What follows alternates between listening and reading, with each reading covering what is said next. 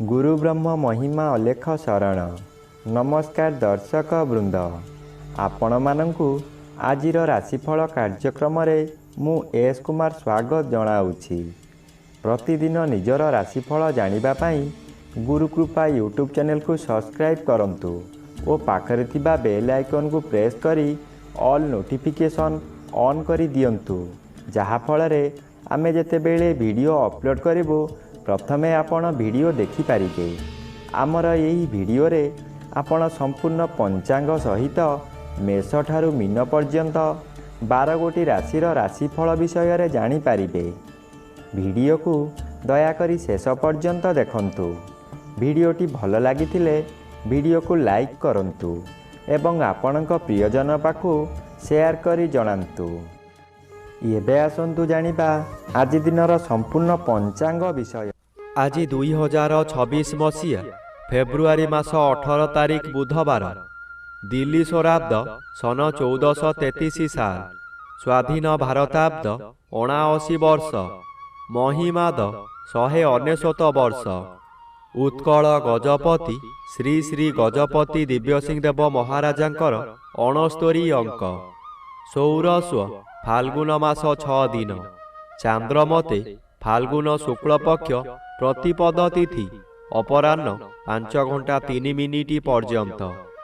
आजिर सूर्योदय विरजा क्षेत्र को 6 घंटा 16 मिनिट, कुंभ लग्न शून्यदंड 41 लिता गते उदय। आजिर सूर्यास्त विरजा क्षेत्र को 5 घंटा 42 मिनिट, सिंह लग्न 1 दंड 1 लिता गते अस्त। आज कुंभ चंद्र 60 दंड, शतभिषा नक्षत्र रात्रि 9 घंटा 16 मिनिट पर्यंत। आज जन्मित शिशुर कुंभ राशि शूद्रवर्ण दानवगण रात्रि 9 घंटा 16 मिनिट गते नरगण। आज मृत व्यक्तिर अपराह्न 5 घंटा 3 मिनिट गते एक पाद पुष्कर दोष और रात्रि 9 घंटा 16 मिनिट गते 2 पाद पुष्कर दोष। निषिद्ध खाद्य आज अपराह्न 5 घंटा 5 मिनिट मध्ये पानी कखारु भोजन निषेध अटे। एहा परे बोईतालु भोजन निषेध अटे।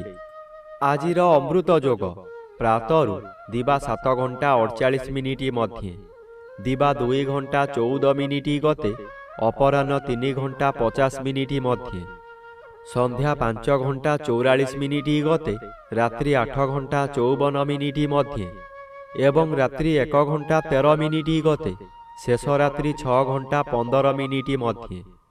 आजिर महेंद्र जोग नाही।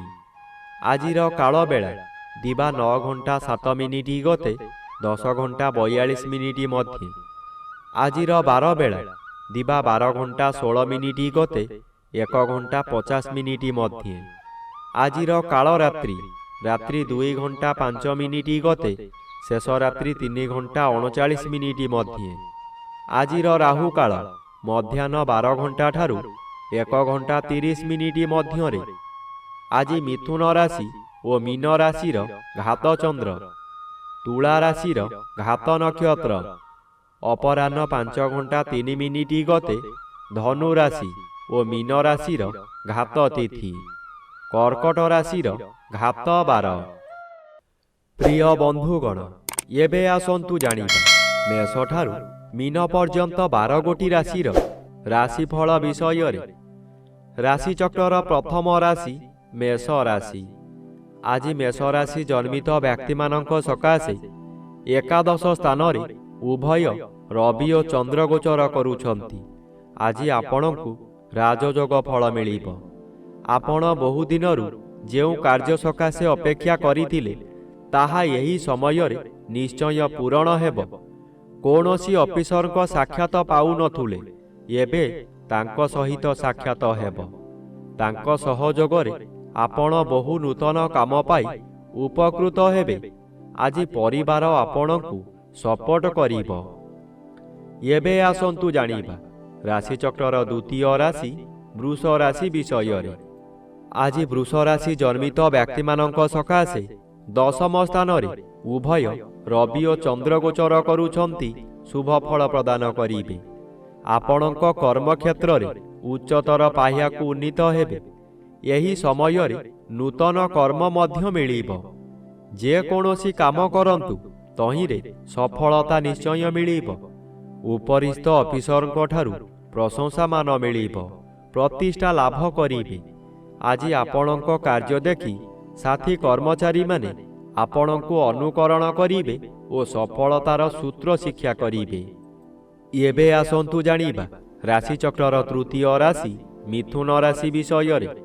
ଆଜି ମିଥୁନ ରାଶି ଜନ୍ମିତ ବ୍ୟକ୍ତିମାନଙ୍କ ସକାଶେ ନବମ ରବି ଅଶୁଭ ଓ ଘାତଚନ୍ଦ୍ର ଭୋଗ ହେଉଥିବାରୁ ଅଶୁଭ ଫଳ ମିଳିବ।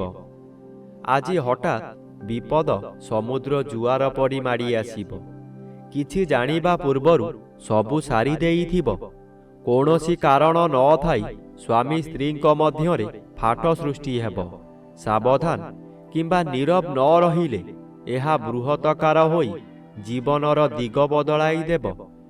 କେବଳ ଆପଣଙ୍କ ଧର୍ମବଳ ଏଥିରୁ ରକ୍ଷା କରିପାରିବ।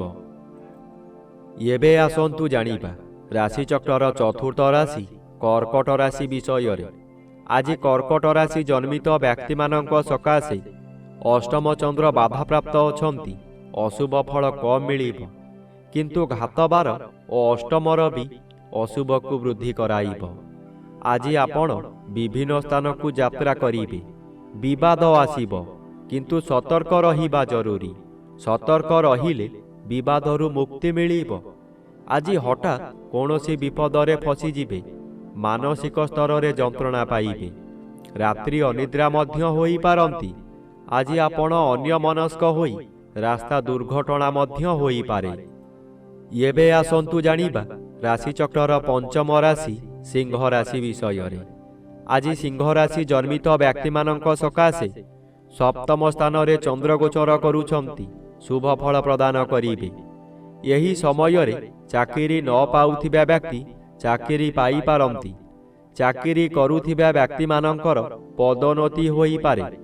ବ୍ୟବସାୟ କରୁଥିବା ବ୍ୟକ୍ତି ଅଧିକ ବ୍ୟବସାୟକୁ ବୃଦ୍ଧି କରିପାରନ୍ତି। ଉତ୍ତମ ରୂପେ ବ୍ୟବସାୟ ଚାଲିବ। ଆଶାଠାରୁ ଅଧିକ ଲାଭ କରିବେ। ପରିବାରକୁ ନୂତନ ବନ୍ଧୁ ଆସିପାରନ୍ତି। ଅବିବାହିତ ମାନଙ୍କର ବିବାହ ପ୍ରସ୍ତାବ ଆସିପାରେ। ଏବେ ଆସନ୍ତୁ ଜାଣିବା ରାଶିଚକ୍ରର ଷଷ୍ଠ ରାଶି କନ୍ୟା ରାଶି ବିଷୟରେ। ଆଜି କନ୍ୟା ରାଶି ଜନ୍ମିତ ବ୍ୟକ୍ତିମାନଙ୍କ ସକାଶେ ଷଷ୍ଠ ସ୍ଥାନରେ ଉଭୟ ରବି ଓ ଚନ୍ଦ୍ରଗୋଚର କରୁଛନ୍ତି। ଶୁଭ ଫଳ ପ୍ରଦାନ କରିବେ। ଆଜି ଆପଣଙ୍କ ପରିବାର ମଧ୍ୟରେ ହସ ଖୁସିର ଉତ୍ତମ ବାତାବରଣ ଖେଳିଯିବ। ବିଗତ ଦିନମାନଙ୍କରେ ଆପଣ ପ୍ରତ୍ୟେକ କାର୍ଯ୍ୟରେ ଫେଲ୍ ମାରିଥିଲେ। ଏବେ ଯେଉଁ କାର୍ଯ୍ୟ କରିବାକୁ ଆଗ୍ରହ ପ୍ରକାଶ କରିବେ ତହିଁରେ ସଫଳତା ନିଶ୍ଚୟ ମିଳିବ। ଷଷ୍ଠ ଚନ୍ଦ୍ର ଆର୍ଥିକ ଦୃଷ୍ଟିରେ ଉନ୍ନତି ଆଣେ। ଆପଣ ଯେଉଁ ବ୍ୟବସାୟ କରୁଛନ୍ତି ତହିଁରେ ଆଶାଠାରୁ ଅଧିକ ଆୟ ହେବ।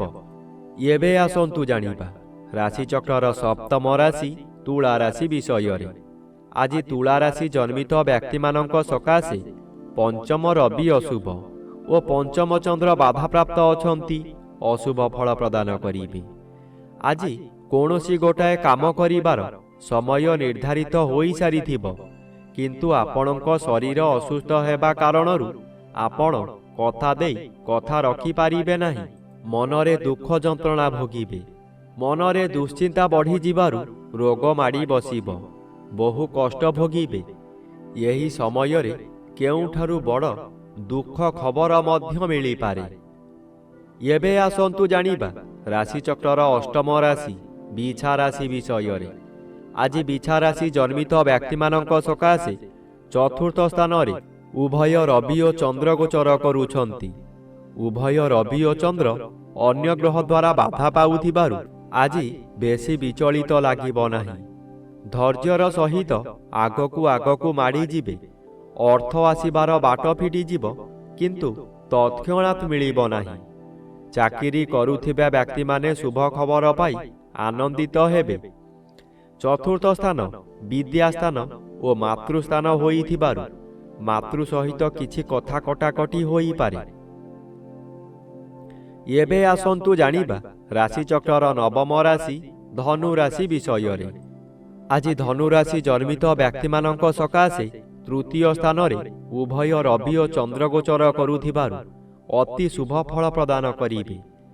ଆପଣଙ୍କର ଏହି ସମୟରେ ବହୁ ଚେଷ୍ଟା କରି ବାରମ୍ବାର ବିଫଳ ହେଉଥିବା କାର୍ଯ୍ୟ ହଠାତ୍ ଆପଣଙ୍କର ସପକ୍ଷରେ ଯିବ।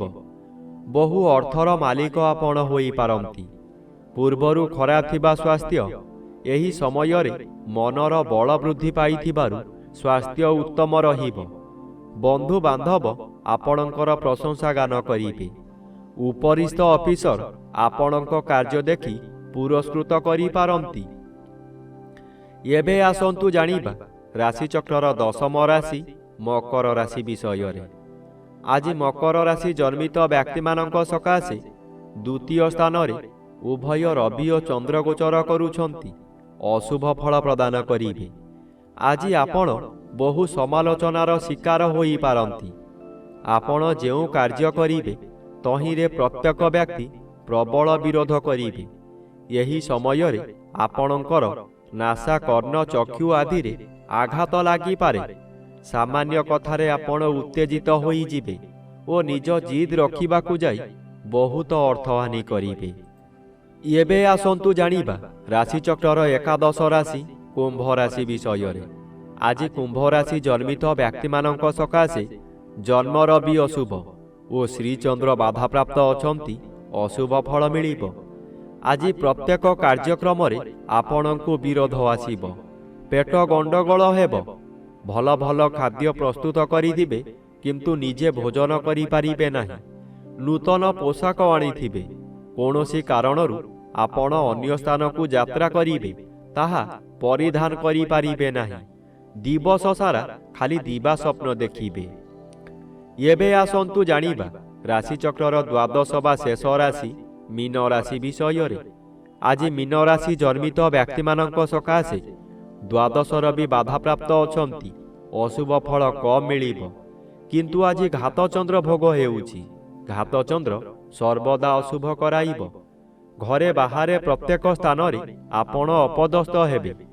ଆପଣଙ୍କର ବହୁ ପରିମାଣର ବ୍ୟୟ ହେବ। ଶରୀର ଅସୁସ୍ଥ ରହିବ। ମଥା ବିଚଳିତ ହେବା କାରଣରୁ ରାସ୍ତା ଦୁର୍ଘଟଣା ମଧ୍ୟ ହୋଇପାରେ। ଆଜି ନିଜ ମନକୁ ଶାନ୍ତ ନ କଲେ ନିଜକୁ ନିଜେ ଦଣ୍ଡ ଦେଇ ହଇରାଣ ଓ ଲୋକହସା ହୋଇପାରନ୍ତି।